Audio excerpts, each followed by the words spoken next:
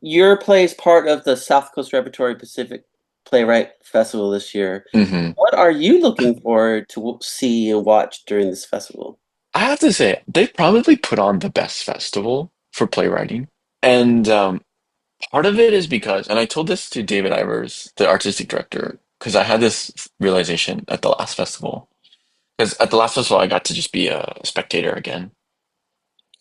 And it's the perfect format for writers because they cast the plays so well for these readings. And we're so close to LA and like all these actors, this huge pool of actors that can just come in and just do the thing. Um, and you know, so the actors are great. The directors that they bring in are awesome, right? They like they're taking care of all the other aspects so that the writer, when they watch the piece back, they can't blame it of, oh, they didn't get it or whatever on the acting, or no, they didn't get this because of the direction. They have to confront themselves and say, no, it's the writing. The reason why it's not working is because of the writing. And sometimes there's development opportunities where those other elements muddy the waters because maybe the actors aren't right, or maybe the direction, you and the director don't have that relationship, and so you aren't able to shape the piece the way you'd like. So sometimes I go back to my room and think like, is it a bad play? Did they not get it? But in this festival, because South Coast Rep takes care of so much, the writers can strengthen their writing because they can see where in the script there are problems and address them. And the problems are so bright, at least when I'm watching them. The problems in a script is so bright, it's exciting to feel like, oh, once they nail that part, this play will really, you can start imagining it more and more and more on American stages. And you'll see a lot of these plays that come out of this festival on American stages, 2, 3, 4 years time.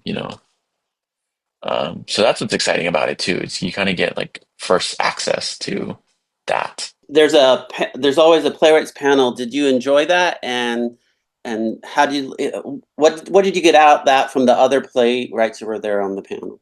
Really enjoyed that because one is like I never get to talk shop with writers as much as I'd like to, especially living in Hawaii. So when I get to be around other playwrights, I love to, yeah, talk craft with them. And then the questions in the playwrights panel and the way it was moderated, like H. Adam Harris, I think, is the one that moderates the panels, and the questions are super thoughtful, and he understands like how to guide an audience to ask like thoughtful questions. Um, and the audience that comes to South Coast Rep, um, outside of like the theater people that come, um, these people are theater people, and they've been around the block and they've seen a ton of plays and have been engaging with a lot of plays, not just classics and older plays, but modern plays as well. And so they also know how to ask questions, how to ask thoughtful questions. So the conversations on the playwrights panel ends up being like really thought provoking and full, yeah, thoughtful. Why must the SoCal community, especially people who love theater, attend this year's Pacific Playwrights Festival at South Coast Repertory? I think because it's just a nice, like the experience is so lovely. Like the way that they stack the day, the way that they just the way that it's organized. It helps you. Um, Sometimes plays, going to see plays, they can be a slog, you know. They're not always the funnest thing, especially new play development. It's always hit or miss sometimes. But at least like the caliber of writing that's going to come out of this festival is going to be quite high. So at least you'll have the opportunity to see like really well written plays, new plays. And so that's one, like the well written part of it all. But then like new plays, like it's fun to catch a play early and championing it, as it continues to find life on other stages out in the world. But it's cool to like be the first person to kind of, um, yeah, it's like, screeners at like Sundance or something where you got to see that Oscar winning thing before it was ever considered to be Oscar worthy. As you mentioned, you've had a great experience with South Coast Repertory Theater. What would you tell other playwrights, actors, directors, why they should get involved with South Coast Repertory Theater? One, I think like the support, you know, there are certain type of organizations where if a problem occurs, they make you feel badly about it, or they like the blame game happens, and it's about there's more effort on like identifying the blame and identifying like where it went wrong, and then there's the others like, or you could like put all that effort into like solving problems, and especially like trying to produce plays and theater and stuff, like problems abound, problems will occur, and South Coast Rep understands how to um navigate those like pitfalls because they've been around the block, for a number of years, so they know what to avoid and what not to do. And then when things do happen, because they always do happen, they address it, and they address it in this way that's like, no problem, sure, don't worry about it.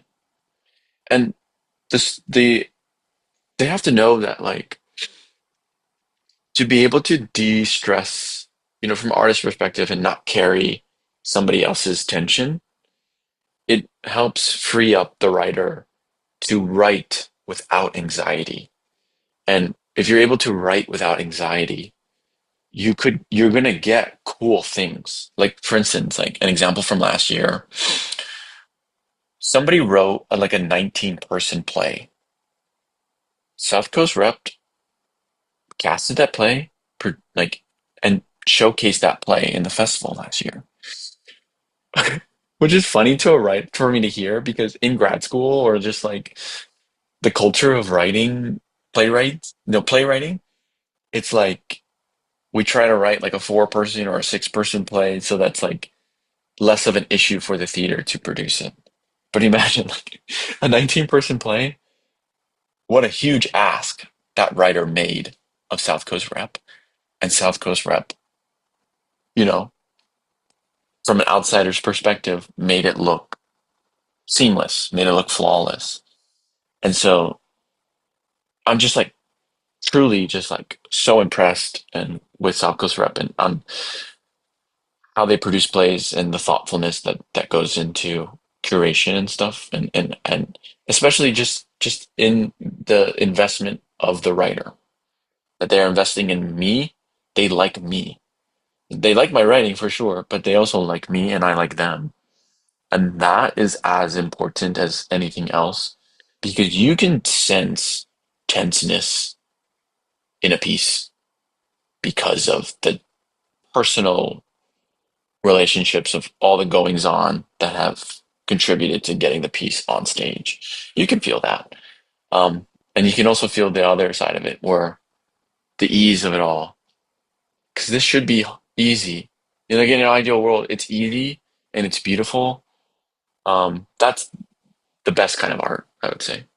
And as you know, paying ticket sales don't pay for a full production. So this is why I always ask these questions about, why people should donate to theaters like South Coast. So why are theaters like South Coast Repertory so important and needs the community help and support in all the ways they can do it? There is this quote, but I can't remember it like precisely or who said it. But basically it's like somebody said like he either said like art or theater are the dreams of a society. And it's like you don't want to turn off that dreaming part of your brain. And you know, it sort of feels like almost like a national security issue where it's like you need to have your citizens, in a country, you need to have them dream of sort of the worlds that they want to live in. And have access to what we're thinking about, what our anxieties are, and theater can give you sort of a blurry roadmap on how to achieve a certain kind of future if that's the thing that you want to, like, if that's the future that you want. And so, like, in the staircase, at least for me, like, there is a world building thing for these characters and for Hawaiian people that I would love for them to um, dream about and be a part of. But if the mind can't see it, then you can't do it.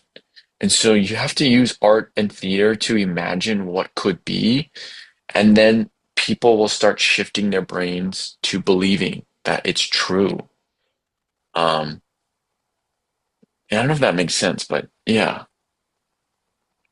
So that's why it's important. Yeah, it's really important. Like, you don't just want to you don't want to live in a world where there's no art and there's no beauty. It contributes a significant part of a full and lived life. My name is Noah Gardner. I am the playwright of The Staircase, and I hope that you come and see this play. And please find me afterwards, and let's